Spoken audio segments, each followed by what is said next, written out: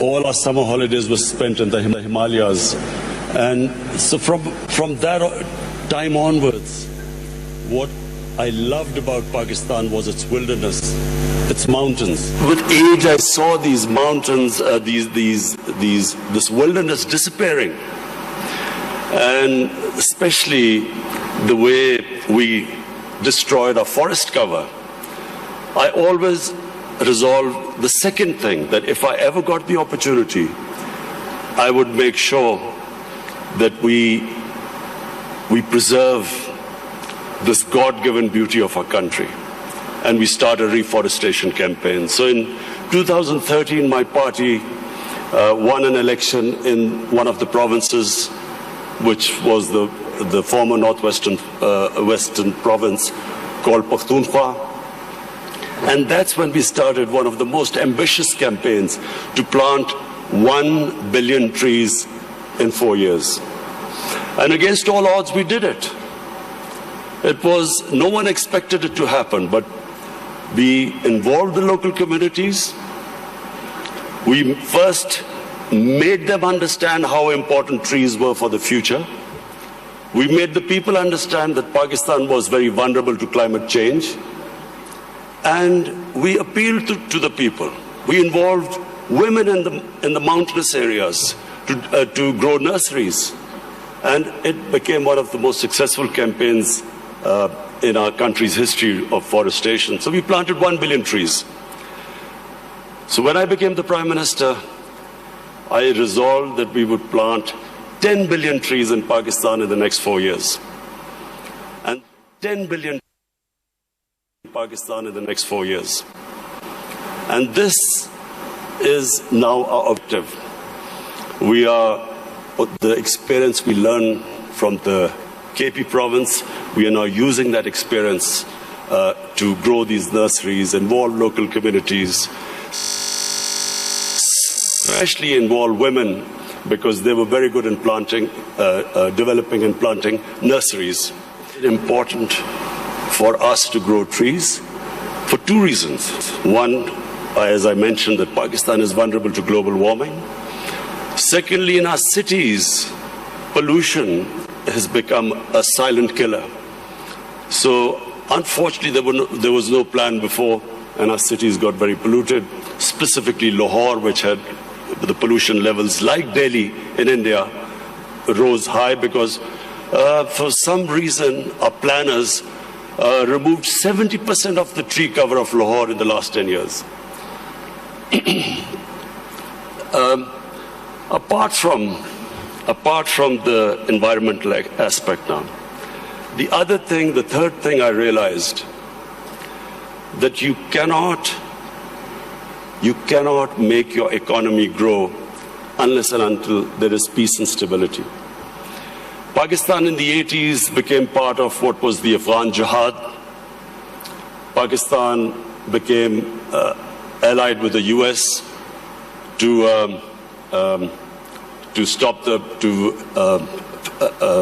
fight for the freedom in Afghanistan from the Soviets. We had militant groups in Pakistan trained to do guerrilla activities in Afghanistan. Once that ended, once the Soviets left, we were left with the militant groups, and Pakistan suffered the consequences. First time ever we had militant groups in Pakistan. We had sectarian groups. We had this called the Kalashnikov culture. We had drugs coming into the country.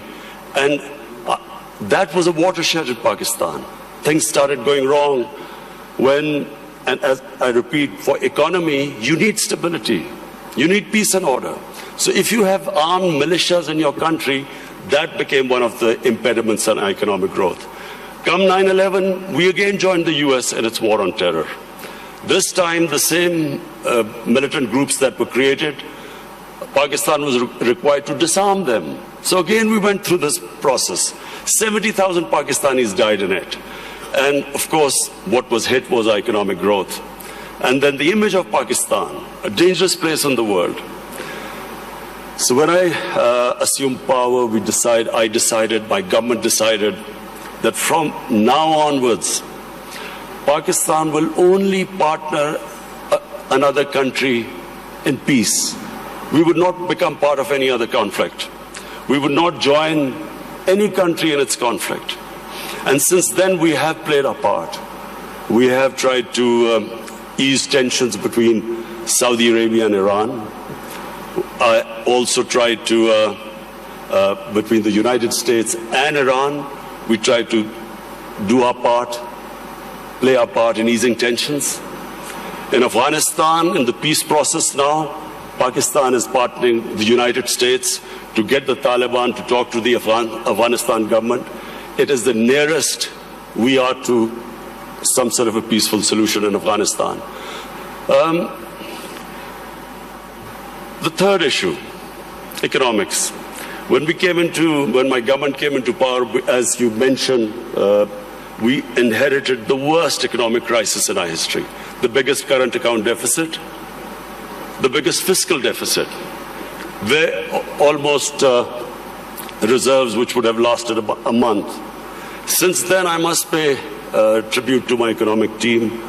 And of course, we took very tough decisions. I have been in public eye for 40 years, but the sort of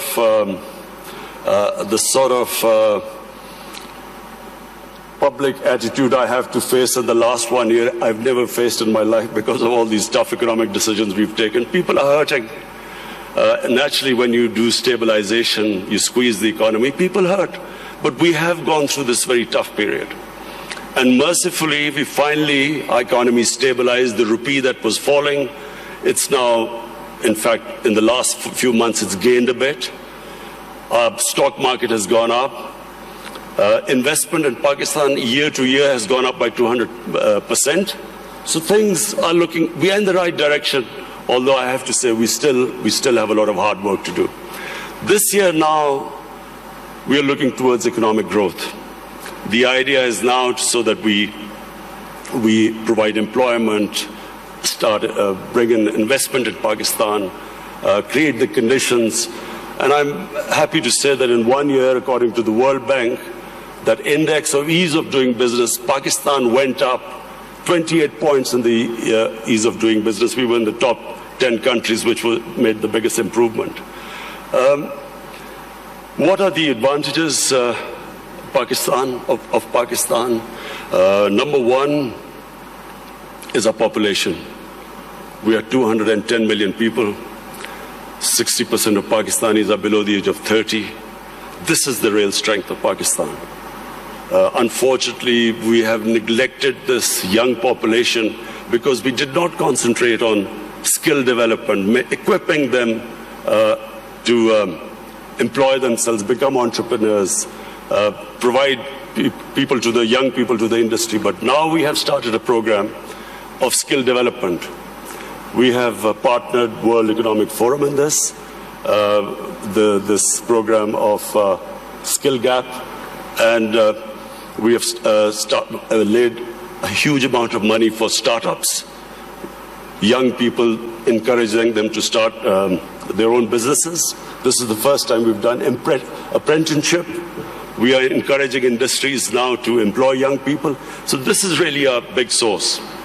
This is a big resource which will, we hope, one day lift Pakistan. The other advantages Pakistan have, number one, is our mineral wealth. Sadly, untapped. Pakistan is sitting on one of the most precious gold and copper reserves. Unfortunately, we've had a few issues, so these reserves have remained untapped, but we have enough reserves that we can pay off all our foreign debt. We also have one of the largest coal reserves. We have rare earth minerals. We have unexplored gas reserves. So the whole government attention now is to develop these resources. We also have very fertile agricultural land.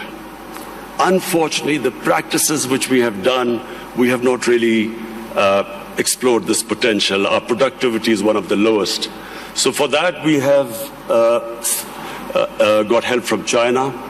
China has been in the CPEC, what is this, the Pakistan Economic Pakistan-China economic corridor.